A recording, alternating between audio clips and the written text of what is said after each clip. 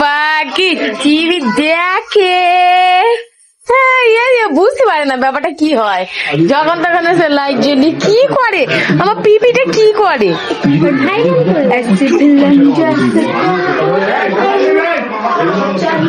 চা হচ্ছে না, মানির জন্য ম্যাগি নাও, আচ্ছা ম্যাগি মানির জন্য।